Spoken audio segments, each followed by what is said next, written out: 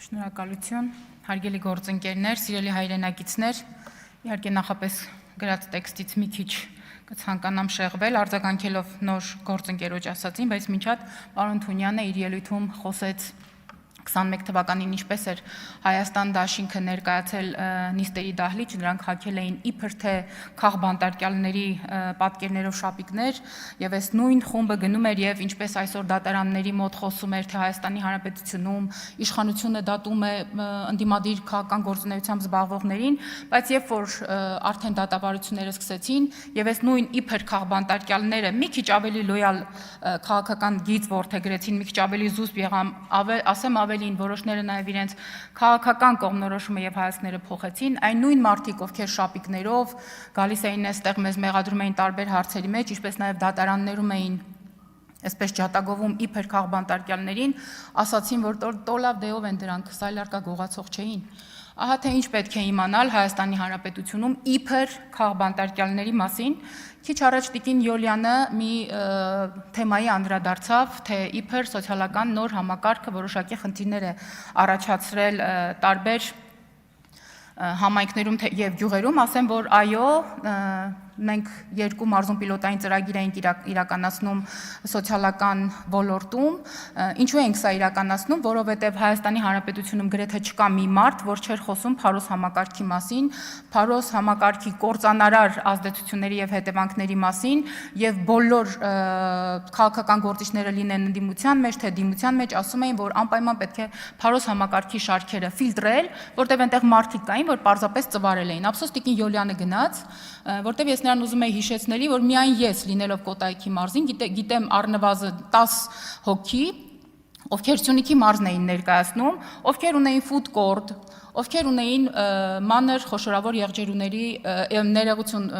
ոչխարների ֆերմա եւ այլն, բայց օրինակ պետությունից նպաստ էին ստանում։ Մենք բոլորովին խնդիր չունենք սոցիալապես վատ վիճակում գտնվող մեր ընտանիքների համար լրացուցիչ խնդիրներ ստեղծենք, դրա համար այլ մեխանիզմներ են առաջարկվում։ Այո, բայց մենք խնդիր ունենք բոլոր այն մարդկանց, ովքեր քշում են բենտլիներ, ովքեր քշում են մայբախներ, ովքեր ունեն food court-եր, ովքեր ունեն սպասարկման տարբեր կենտրոններ, պետք է անպայման դուրս հանենք այս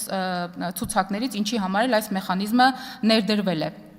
Ինչ վերաբերում է ընդհանուր առմամբ սոցիալական խնդիրներին, ապա շատ ընտանիքներ անպայման ցանկանում են մնան Փարոս համակարգում, ոչ թե նրա համար, որ կարիք ունեն այս 15 կամ 25,000 դրամների, այլ դրա համար, որպեսզի օգտվեն ֆինանսական, կրթական եւ առողջապահական ծառայություններից կամ արտոնություններից, իսկ սրանց համար մենք առանձին ռեֆորմներ ենք իրականացրել, որոնց մասին ես հիմա, եթե թույլ տաք, սկսեմ խոսել։ Ուրեմն առաջին օրվանից մինչև հիմա այս դահլիճում խոսում են ընտրակաշառքների մասին եւ ընդդիմությունը կամ ընդդիմության շարքերից որոշ մարդիկ մեզ մեղադրում են իբր ընտրակաշառք բաժանելու մեջ։ Ես հիմա սիրելի հայրենակիցներ ուզում եմ ձեր հետ կիսվել մեր իբր թե ընտրակաշառք եւ ընտրակեղծարարությամբ զբաղվելու եւ այլևս ընդդիմադիրների սպეციფიկ գործունեության մասին։ 2025 թվականի փետրվարի 2 Կառավարությունը քննարկում է անհուսալի վարկերի խնդրի կարգավորման եղանակը եկամտահարկի միջոցով։ Ընդդիմությունը դեմ է։ Սա ընտրակաշառք է անբարեխիղճ վարկառուներին 2024 թվականի հոկտեմբերի 24 Կառավարություն նիստում քննարկվում է սահմանամերձ համայնքներում բնակարանաշինության բոլորին հայտնի 16 միլիոնի ծրագիրը։ Ընդդիմությունը դեմ է։ Այս ծրագիրը ընտրակաշառք է սահմանամերձ համայնքների բնակիչներին։ 2025 թվականի դեկտեմբերի 2 Ազգային ժողովում քննարկում ենք առողջապահության համընդհանուր ապահովագրության նախագիծը։ Ընդդիմությունը դեմ է։ Սա ընտրակաշառք է առողջական որոշակի խնդիրներ ունեցող քաղաքացիների համար։ 2025 թվականի դեկտեմբերի 4 Ազգային ժողովում քննարկվում է պարտադիր զինծառայությունը 6 ամսով կրճատելու նախագիծը։ Ընդդիմությունը դեմ է, որովհետև սա ընտրակաշառք է նորակոչիկներին եւ նրանց ընտանիքներին։ 2023, 24, 25 թվականներ պետական համակարգի աշխատակիցները պատերազմից հետո երկար ընդմիջումից հետո ստանում են 13-րդ աշխատավարձ եւ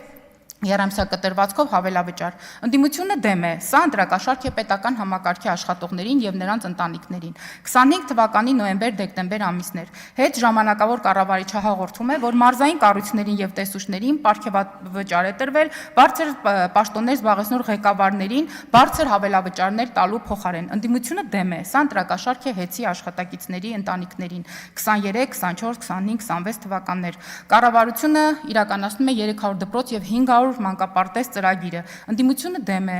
Նարեկ Կարապետյանը նշում է, որ սա փողերի անիմաստ վատնում է,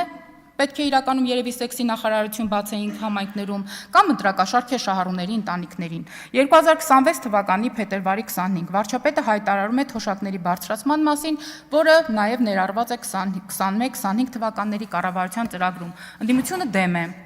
Սա ընտրակաշարք է թոշակառուներին։ 26 թվականի փետրվարի 25-ին կառավարության միջամտությամբ չեղարկվում է վիոլա ջրի նոր ժամանակացույցը։ Ընդդիմությունը դեմ է, սա ընտրակաշարք է ջուր օգտագործողներին։ 21-26 թվականներ եւ շատ առաջ, ինչպես նաեւ մեր օրեր, Գագիկ Սուրենյանը հաղորդում է առաջիկա 3 օրերի եղանակային կանխատեսումը, նշելով, որ տեղումներ են սպասվում։ Ընդդիմությունը դեմ է, որովհետեւ սա ընտրակաշարք է նաեւ գյուղատնտեսությամբ զբաղվողներին։ Սա արդեն ընդդիմություն չէ, սա արդեն դիագնոզ է, քրոնիկ չուզողություն։ Իսկ հիմա գանք, թե ինչ է նշանակում կեղծել ընտրություններ եւ ինչ է նշանակում ընտրակաշարք։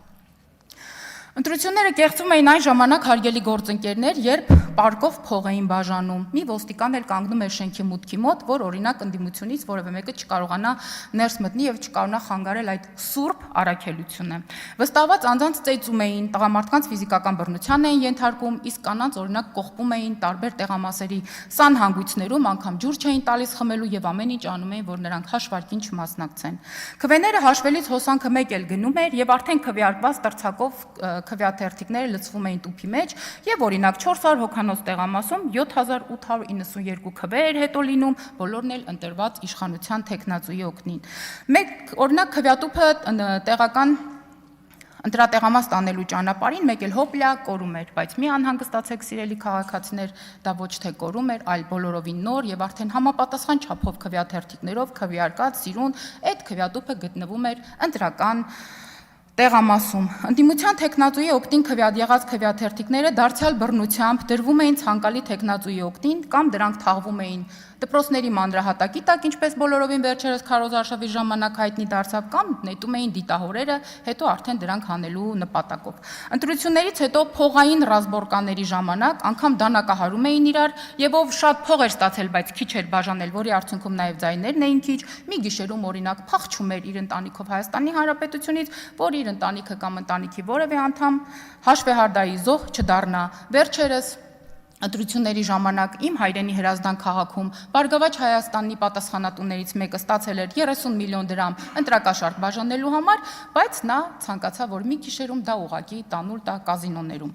Ընտրական տերորից հետո տասնյակ դեպքերով կոտրված քթերի, կողոսկների, ձեռքի մատերի դեպքերի մասին էինք լսում, որ անգամ վախենում էին դիմել բժշկի։ Հետո բուժքույրերը նրանց տանը համապատասխան օգնություն էին ցույց տալի, մարդիկ վախենում էին, որովհետև իշխանությունները նրանց վերջնականապես կարող էին հոշոտել։ Երբ տերորն ու շանտաժը հասնում էին գագաթնակետին, քաղաքացիները դուրս էին գալիս փողոց բողոքելու, բայց իշխանությունը նրանց գնդակահարելու որոշում էր ընդունում եւ երկար էլ չէր մտածում։ Բանակը հանում էին ժողովրդի դեմ։ Ես ուղղակի այսքանը հիշեցի, վստահ եմ, որ ձեզնից շատ-շատերը այլ ավելի տեսակների մասին կհիշեն, ինչպես օրինակ անգամ քորոցով էին ծակում պետական համակարգչի աշխատակցի քվեաթերթիկի ծրարը, որ հետո հասկանան այդ աշխատակիցը իրենց ընտրել էր, թե չէր ընտրել։ Հիմա ուշադրություն, այս շեդևրների հեղինակը եկել են մեզ ասում են, թե մենք իբր կեղծել ենք ընտրությունները։ Իդեպ Նարեկ Կարապետյանն այստեղ չէ, ես շեշտեմ, ես ծնունդով Հրազդան քաղաքից եմ եւ Տաշիր